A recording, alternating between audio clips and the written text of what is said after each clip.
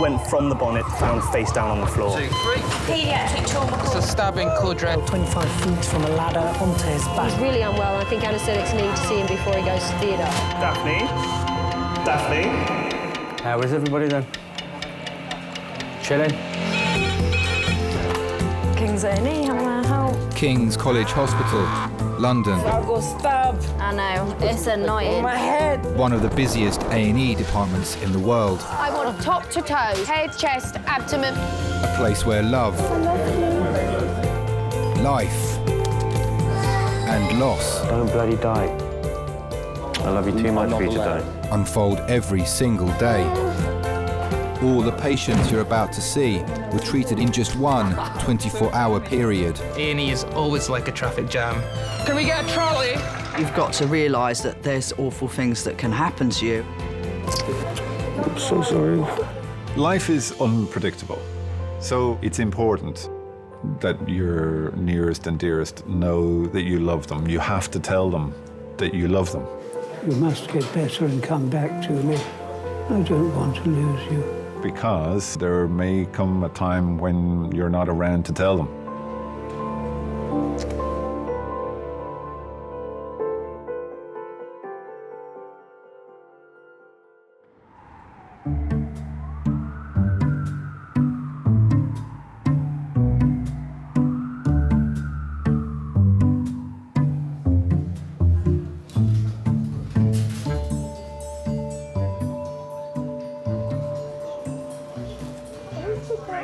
Where the woman say she's going? Eh? Where she say she's going? She's going to see how long it will take you. So that's You fine. had your break yet, mate? I am. Okay, great. Thank you very much. Thank you, you're welcome, mate. You're a lovely man. Matt is one of the nurses working in Majors today. You need to have a slight screw loose, I think, to be a good A&E nurse. You've got to have a sense of humour. So my name's Matthew, nice to meet you anyway. Pleased to meet you, my dear. I think if you were to take a lot of good A&E nurses and say, right, let's put a play on at National Theatre, I think it'd probably be quite good. Because you have to put a face on. And where are you from? Barbados? No, I'm from Dominica. Dominica? Yeah, next to Barbados. So do you speak French? Yes. Ah, Parlez-vous français? Oui, un peu. Bonjour. Oh, bonjour, monsieur. Alors, vous êtes très belle. Yeah. He said you're nice. Right. I'm just going to get you in somewhere. Okay. You need to make an effort. You're meeting people on often the worst day of their lives. Hello there, sir. So it's Mr. Arthur Morris. Is that correct? I'm Dr. Harrison. Nice to meet you. 79-year-old Arthur has been brought to resus after complaining of stomach pains. What's the problem then? Well, as you know, I'm on dialysis. Yes. And it seems when I come home and I get a bit hungry and I start eating, I'll get this pain. It starts in the stomach then I'll get it all here. All night, for days now, I've been getting it here.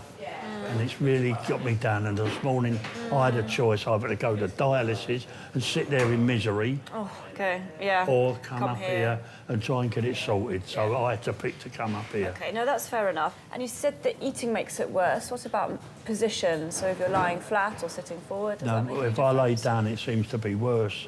Because I've got an ulcer, so they say. In your tummy? Yeah. You know that? I've got an hernia, which I'm having done on the 21st of this month. Okay. And also the main artery there, but also aorta, yeah. That is enlarged or something. They said if it gets any bigger, well, that's it. I'm gone. But these like kidneys back up. So what else can go wrong? Yeah, exactly. You've got everything in the medical textbook. It sounds like. I'm being held up by wire, aren't I? Keeping me going.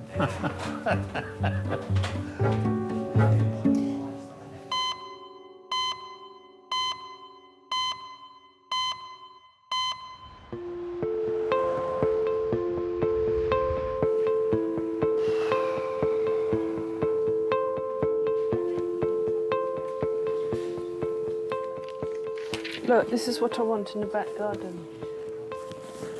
Darling, You're not likely to get that in the back garden simply because there isn't enough light. There is. Of course there is. At the back, it's the lightest place.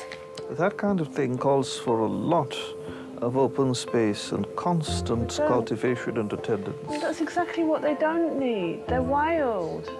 They don't need any cultivation. That's the whole point. You've misunderstood. Again. Oh, dear.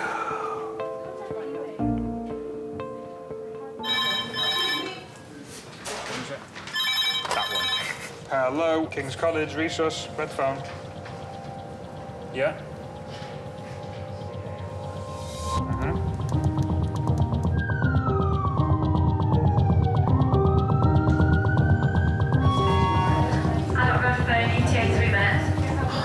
I don't red phone. A 20-year-old man is being rushed to King's suffering from acute chest pain and breathing difficulties. He has no history of a heart condition or respiratory problems.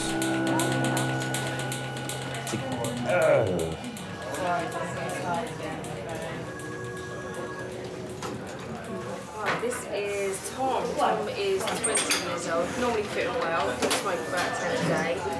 Sat reading, had sudden sharp onset of pain on his left side, so it feels like something's pushing in. Whoa. Giving him 10 milligrams of morphine to have. But that's normally fit and well.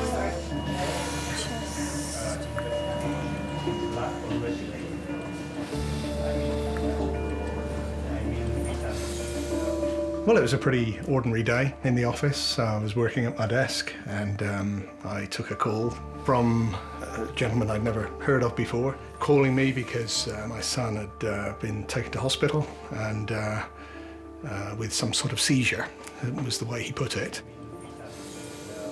But they weren't sure. He hinted at it could have been a heart attack. That was something that made me pretty nervous. My wife, she lost a nephew in his mid-20s, very handsome lad, you know, almost the same build as Tom, with an undiagnosed heart condition. And that was one of the first things that went through my mind, just thinking, gosh, is this a case of one of these? So what time did it happen? I don't know, roughly about half an hour ago. And what did you have? Just pain, was that? Yeah, it just sort of seeped in out of nowhere, and it just got worse and worse, so. And that's on that left side, is it?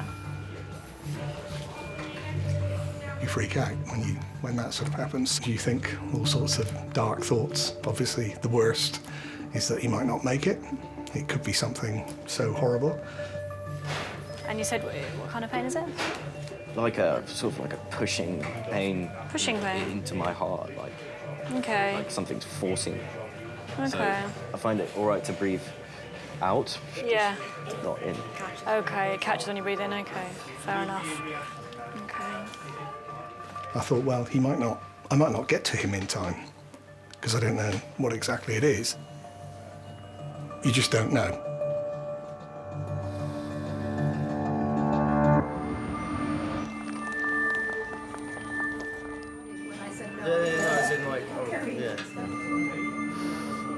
It's been 40 minutes since 20-year-old Tom was brought to King's after suffering the symptoms of a heart attack.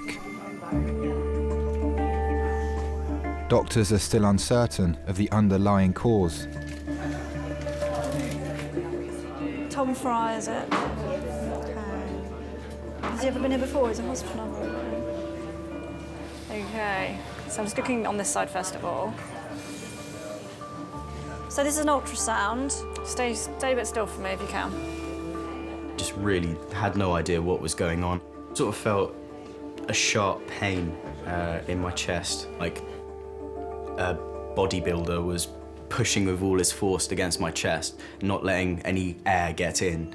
You know, I couldn't breathe at all. It was pretty horrible. And I thought it could have been a heart attack, could be a lung problem. I mean, initially I really thought I might have punctured a lung. I thought I was gonna die. Yeah, I genuinely had never experienced pain like that before. I just wanted it to be over, really, I suppose. Do you smoke? I do. How much do you smoke? 10 a day. Okay. Have we run off an ECG yet? They haven't. So we'll check your ECG, we'll get you some more painkillers, we'll do an X-ray of your chest, okay?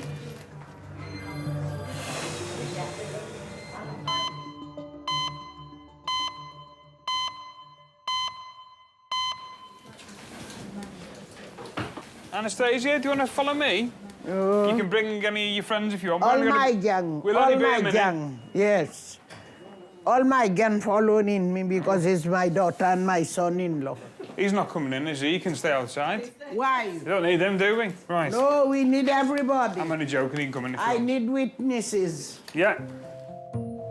You sure you know what you're doing? Not really, no. Oh, But it seems quite easy. I only hope you don't keep me there too long, eh? Well, I hope so as well, yeah. He's not the doctor, Mummy, he's the... I don't have doctors where I'm from. Je suis venu te dire que je m'en vais. Are you from France? No, I'm from Liverpool. Some of the best A&E I've met have been quite eccentric, and doctors as well. And I don't know if that's a coping mechanism or not, or to be exposed to like 12 and a half hours of potentially hell on earth. You know, you need to be able to deal with it in one way or another. Certainly, oui? Speak English for me. On a bed, you gotta go on a bed. Oh, she's gonna go in the bed? Well, in a room, a comfortable room. Come, let's go in the room.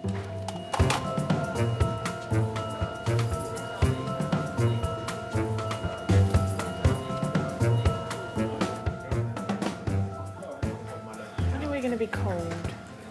Huh? When are we going to be cold? Whenever the X-rays are ready.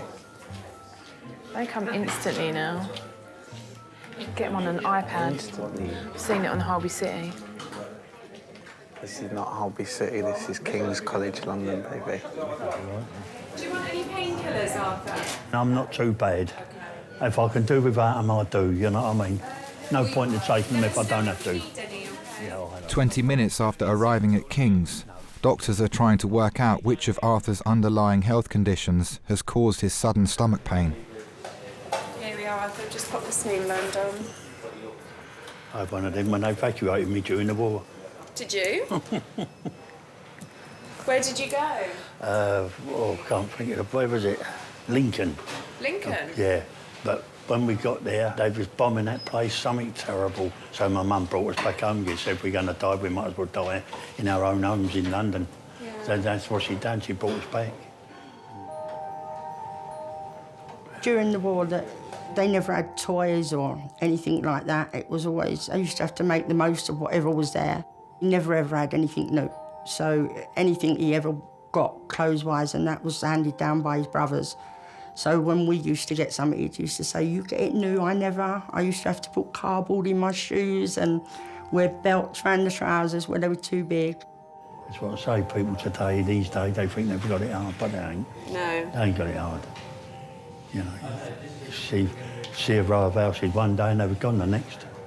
Oh. People you knew, they was gone. Whole families, you know, knew an old family and they was gone the next day. Yeah, well, that must have been pretty scary. Yeah, well, he got used to it after a while. Did you? That's part of my life. Yeah, when I was growing up, he felt safe knowing he was there. Tall, blonde hair, always had his Crombie coat on, or his suit. Always very particular in how he looked. Used to have American cars, he loved his American cars. So we'd all be going down the caravan with the tops down and the car and the country and western music playing loud while he was driving it. He took us to a safari park once and there was no animals there, so he got in the cage and put the banana in his mouth and tried, like, entertaining us the best way he could. He always tried to make the best of a bad situation. He always got you laughing about something and, like, so you weren't too disappointed. And sit forwards for me. Deep breaths. And out. And again. Growing up, when we were teenagers, we loved him with us. We loved him being part of us. I mean, he's even come to nightclubs before and sat at a disco, you know what I mean, talking to everyone, and he loved it. He had his own coaling business, and he used to dress me up in his donkey jacket, and I'd go on the lorries with him on a Friday night to collect his money My brothers used to work on the lorries with him, like, as they grew older. But I was always on the lorries with him, I loved it. My elder sister didn't. She used to like going out of weekends with my mum and dad and getting all done up. I weren't like that. I liked donkey jacket and being on the lorries with him. Ling's just talking about the tests we need to look at running, and it's likely that we'll need to do a scan of the belly today to just make absolutely sure that it's nothing to do with your... aorta. With the aorta, correct. Yeah. And we'll have a word with the renal people. We've got a few tests to make sure the heart's all right as well. Yeah. We'll be really careful about all these possibilities, Yeah. all right? Yeah. Okay. Okay, no problem.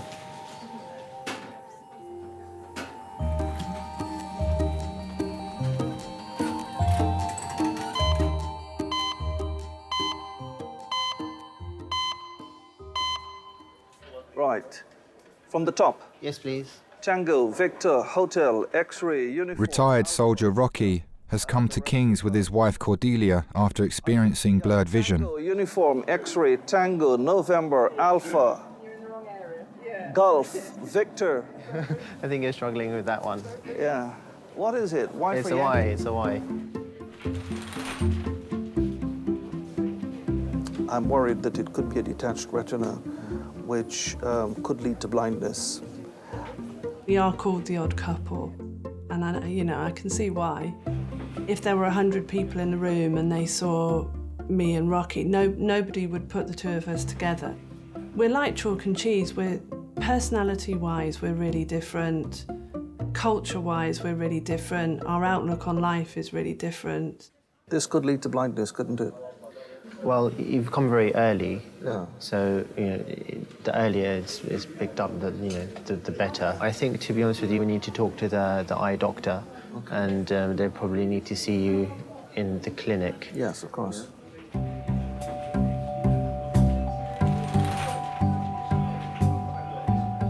I'm very prone to anxiety.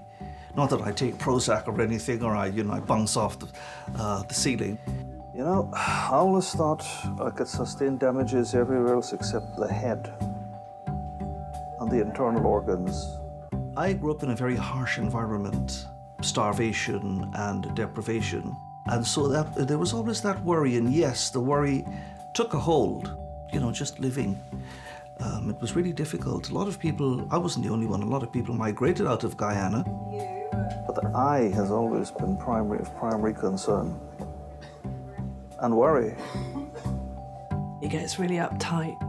He thinks the world is going to end. I have to be the voice of reason. I do try and focus on the positive side of things, and I think life is much more successful if you're positive, much happier. Why do you go around thinking about where you can sustain damage? I worry when these chaps just give you the soft soap. He's not giving you a soft soap. He doesn't know. He is not an eye expert. He doesn't know. I think it brings out the worst in me, because then I start getting like a sergeant major and sort of being much more rough than I intend to be. So it sort of brings out the worst in both of us, I think, yeah. But it probably starts with him, I think.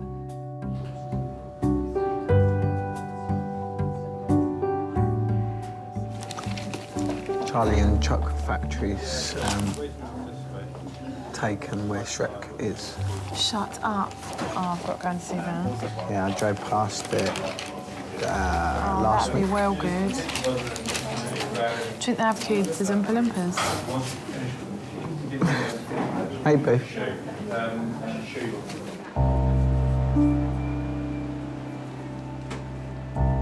Doctors are concerned that the major artery in Arthur's heart may be in danger of rupturing. He is having a CT scan to assess the level of swelling. Is your dad the sort of man that copes well with pain? Yeah, he won't ask for help or nothing. He'll put up with things as best he can. He's not one to run to doctors growing up, I didn't even know him to go to a doctor. He used to eat a mouthful of Vic when his chest was bad, and that was it. Where he was a coalman, and he used to get a lot of clocking on his chest. He used to just eat Vic and steam his chest, and that was it. That was his medication.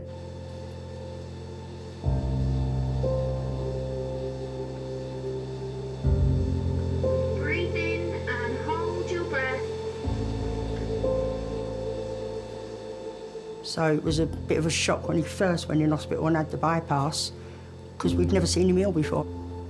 I didn't like knowing he was in hospital at any time, right? It's because I knew he didn't like it.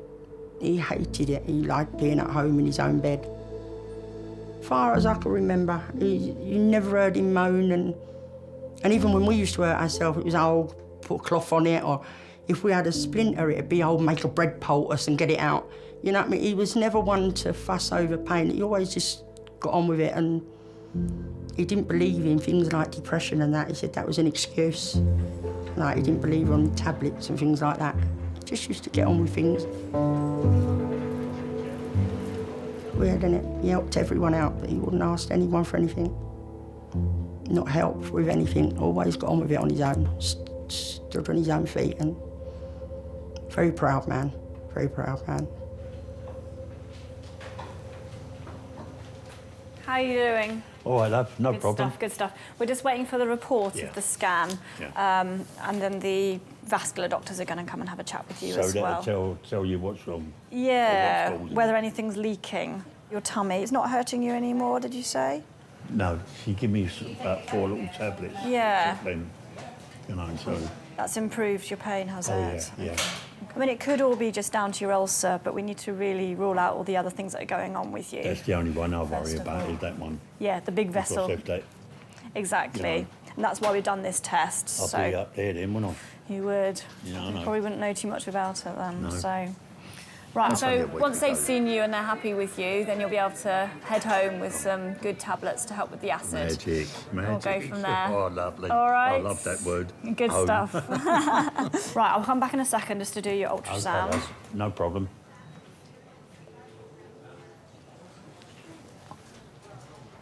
Oh.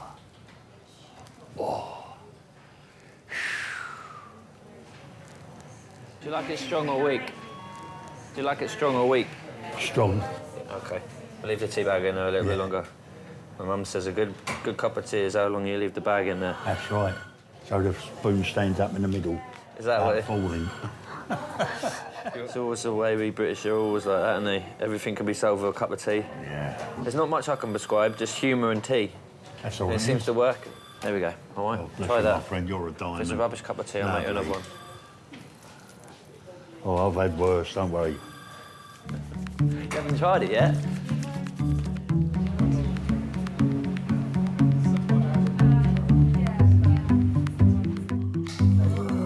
Asleep. Put your head down. I'll sing you to sleep. Go to sleep. Baby cakes.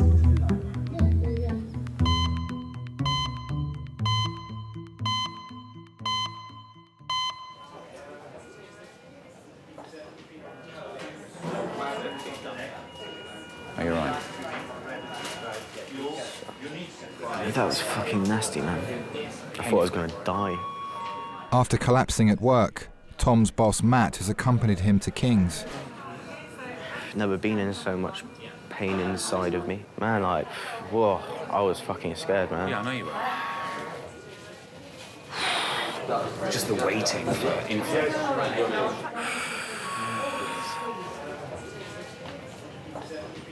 Shop will be all right. Who gives a fuck? It's not very important. I sort of do, man. I didn't want to go to university. My brother chose the academic route. I didn't. I wanted to work my way through life from the bottom. I started working in hospitality, learned making cocktails and basic sort of, bartending skills. And then eventually that got me into the wine trade. I was quite driven by the idea of getting my own place and job and having my own life. I wanted to be independent. I wanted to prove to myself and to my mum and my dad, who didn't, at the time, believe in me much, I don't think. Oh, my dad's gonna be so over-worried, you know? Yeah. Yeah, it's fine.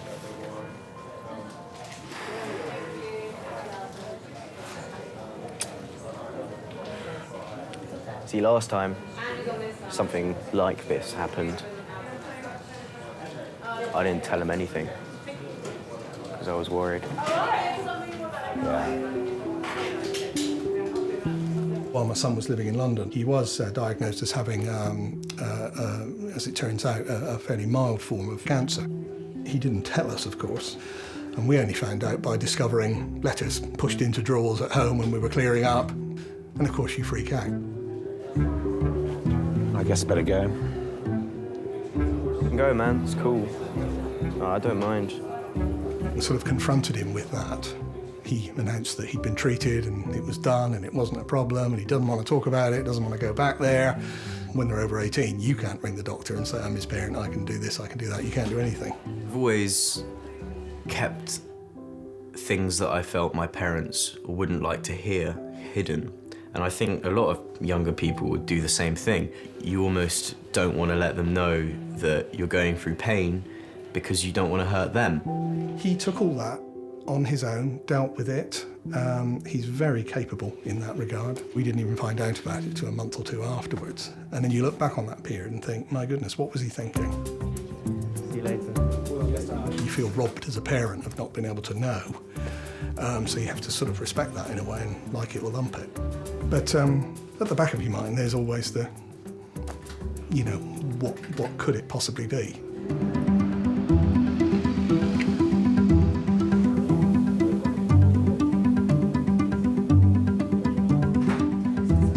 There hasn't been a month this year so far that we haven't been in a hospital of some shape or form. Me up January, Mum in here February, Dad in here March.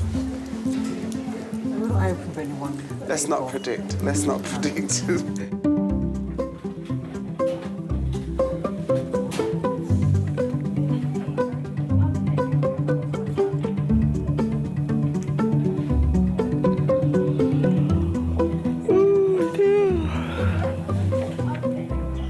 I'm still trying to get in touch with them, but these are just that's a letter and your copy of your notes that you'll need to take to them.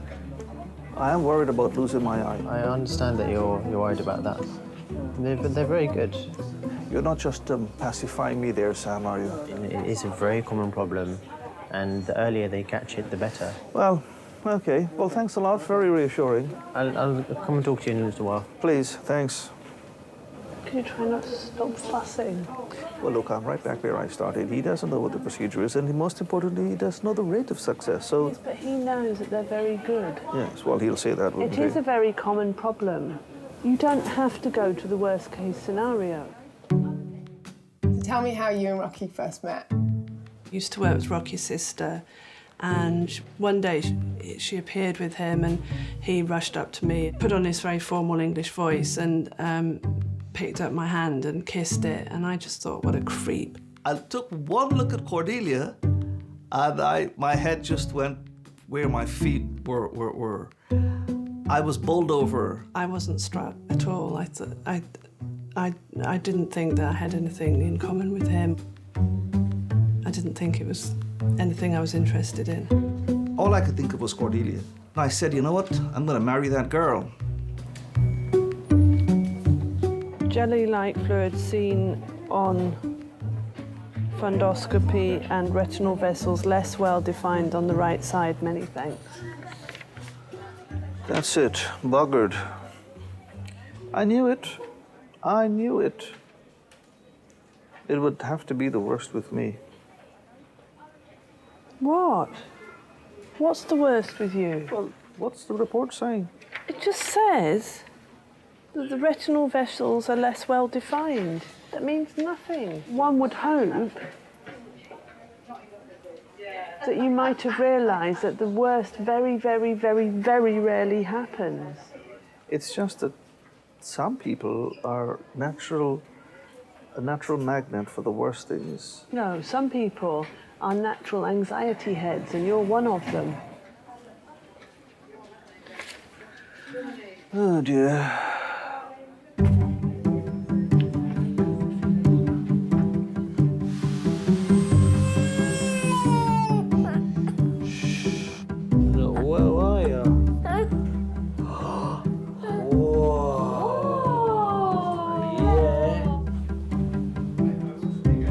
I'm so happy I can breathe.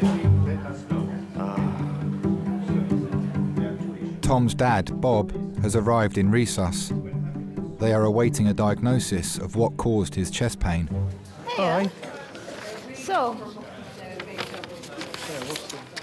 So, I've been looking at some of your tests. Your heart tracing's normal. Your chest x-ray is normal as well, just to reassure you. And the jelly scan that we did of your chest was normal too. And the other really serious thing that I wanted to exclude was a blood clot in the lung. And the test for that has come back negative as well. Oh. Okay? So, all of those, very good news, right? Now, I've been doing some thinking, and I'm not going to bias you as to what I'm thinking, but just have a read of that and tell me if that accurately describes what you've been experiencing.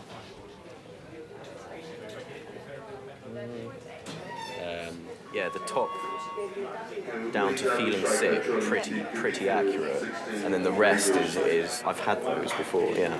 Okay. But nothing of the last 4. Okay. Yeah.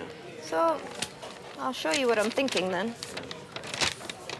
I think you might be experiencing panic attacks. And I think we're somewhat guilty of perpetuating this because when we see people in the emergency department, we try and rule out emergencies straight away. You know, which yeah, we because have. you don't want it to be an emergency. Well, yeah, I can see what you mean. Because you rule out the big things first, isn't exactly, it? Yeah. And I mean, to be honest, if you had a blood clot and I told you you had a panic attack, you wouldn't thank me for that, would you? But what got me thinking about this is that you said you were afraid that something was wrong with your heart. And once you had that thought, you just felt a bit more short of breath. And it seemed that basically once we had got you settled in a bit, your symptoms went away.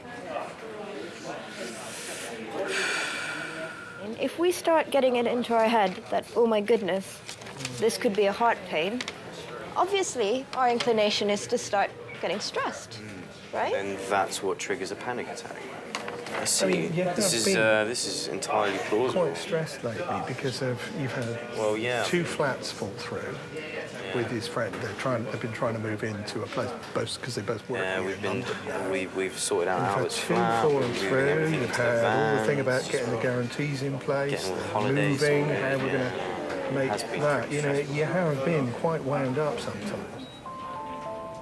Up until that point, I don't think I realised how much stress I was under. I was moving place with my best friend, and that was getting a bit complicated. We'd been gazumped a couple of times. I was commuting to work 4 hours a day, and I think subconsciously, all these things in the back of my head were jumbled, and I was thinking too much about what was happening in my life at the time, and I just didn't really have time to relax. The doctor asked him, "Have you been stressed recently?" And I'm sat there thinking, oh boy, I know you have. You know, I'd made it clear that I didn't want to be a guarantor of a rent deal again. And you think, well, have we, you agonise over it as parents thinking, have you been too harsh? And, you couldn't help feel a certain pang of guilt. So, is there anything, if that is the case, what would be the steps to sort of prevent it from happening again? What triggers a panic attack is the way we attribute symptoms in our body, right? So if you feel a tinge on your chest and you go, oh, that's annoying, I've got a bit of a, muscle pain, then that will most likely not lead you to get stressed. It's how your brain... How you're perceiving it. Yes, it's how your brain interprets the signals of your body. I do think a lot sometimes over the top about what could be happening to me. So, yeah, that does make a lot of sense. In the world we live in, it may seem as though, I've got a good job, but I still get by the skin of my teeth, and I think that everybody in my situation who's decided to try and get a career from quite a young age, the first 4 or 5 years of their lives are going to be tough.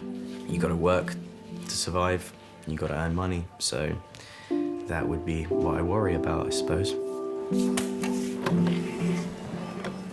I think there's a lot of pressure to conform, that a young man should be like and stuff like that.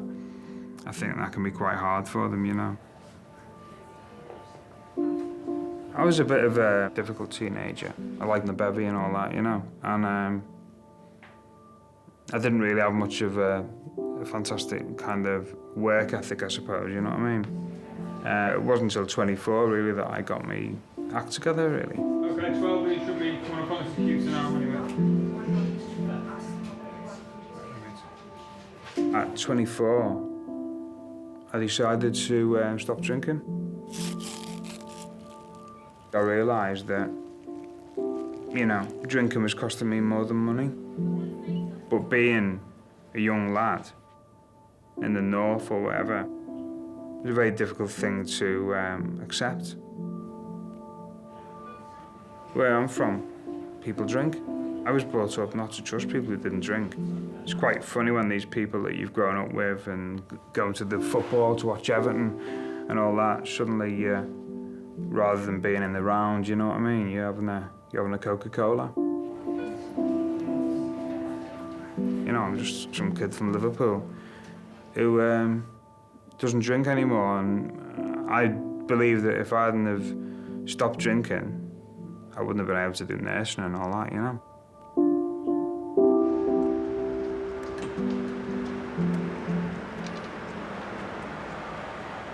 It was okay. Yeah, so I spoke to the eye doctor. I explained to them all about your eye problem. So they said that they would like to see you today, but not immediately. If there's one thing you said you love about it the most, what would that be? I think it's the sweetness and the kindness and the thoughtfulness and the caring. Booked at the moment, so you need to be seen by the on-call doctor at 6:30. Okay. Okay. Okay. He'll go out with the dogs and he'll pick a bunch of dandelions or daisies or, you know, some wild flower and put it in the dog's collar and send the dogs up to me and say, you know, they bought this for you, things like that, which is really sweet. Yeah, of course. Our relationship is quite interesting because he, you know, I have to reassure him, but then there's also the side that other people don't see, which is him reassuring me, because I became very ill after he first met me. I was diagnosed with ME when I was in my mid-30s.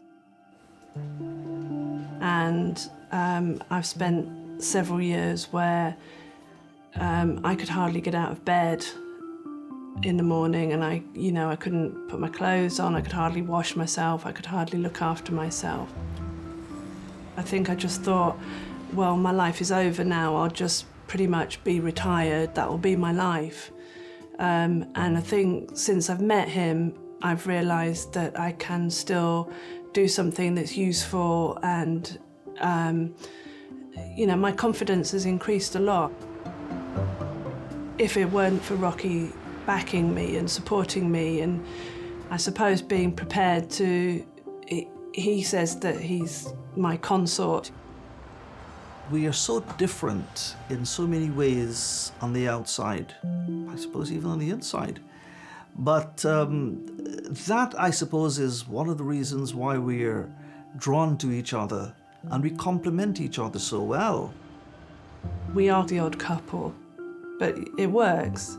It works.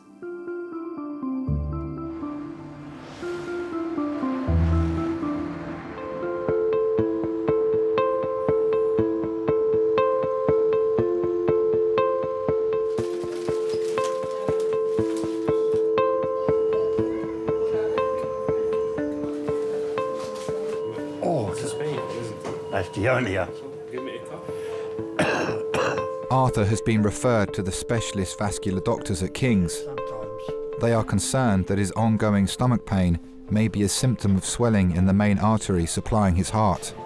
There's a pain there. It's all right there. It's all right? Nothing there, yeah, nothing there at all. We had a look on the scan about the aneurysm. It doesn't show any changes compared to the scan a year ago. That's a relief. Which is That's a relief, yeah.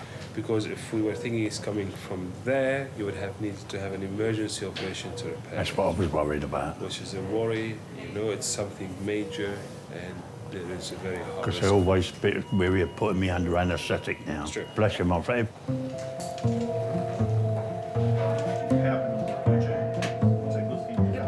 Doctors are satisfied that Tom's chest pain wasn't the result of a heart condition and that he's well enough to leave resus.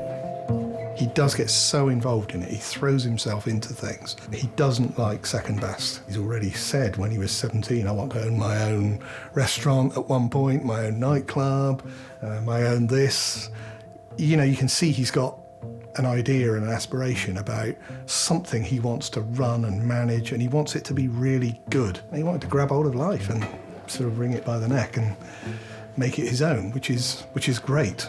You know, that's something that I was really proud of him and still am. And I admire that in someone his age, because it's a tough place to be. So controlling the stress is quite an interesting thing, and I think it's something you'll just have to learn to deal with as he goes through life. But hopefully it'll keep him out of A&E in future with what he's been told.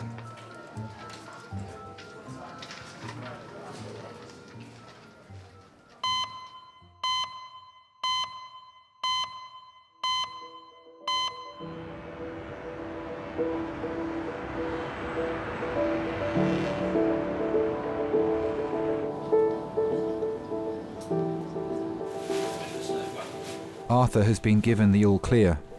His enlarged aorta is not causing his discomforts, and with his abdominal pain responding well to medication, he's being allowed to go home. My dad is what you call a really old-fashioned gentleman. Even when he was in pain, it still wouldn't make him forget his manners or the way he spoke to people. He's an old-fashioned gentleman. November, looks like Kilo, Tango. After being seen by A&E staff earlier, Rocky has returned for his appointment with an eye specialist. Golf, Yankee, no, that's Tango, Lima. The aqueous humor, which is that liquid, that jelly-like liquid at the back of the eye, is attached to the retina, and sometimes it contracts. Just something that happens in nature, happens to everyone, and in so doing, it will pull bits, tiny film-like bits, off the retina itself, and they float around. They're called floaters, actually, which is the medical term the doctor used for the layman. Oh dear. But he said not to worry, just give it time, the body will absorb it. Just my luck.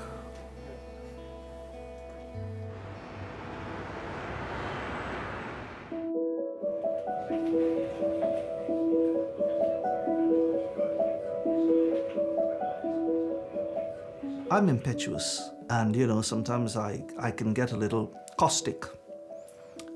But I've learned temperance from her, I've learned kindness from her, I've learned to, most of all, to relax. Even when things are looking really difficult, there still are things to be grateful for, and there's still happiness in life. She has brought her optimism to overwhelm my pessimism.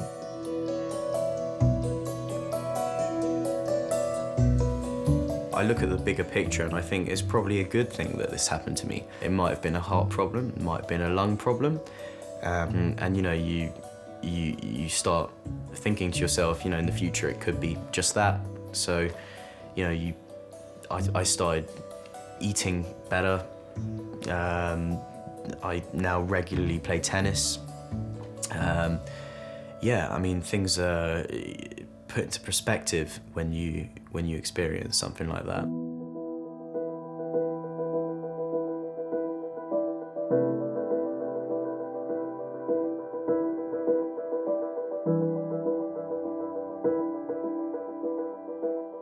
I loved being with him. I loved having him next to me. I was very proud of him. Even my friends used to say, "Oh, you're lucky. Why can't we have a dad like you?" I think, yeah, I won't give him away for the world. It's a perfect dad, really.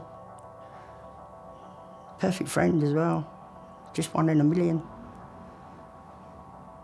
I don't think anyone could ever fully choose. I don't think anyone, you never get another one of him. I think they threw the model away when they made him.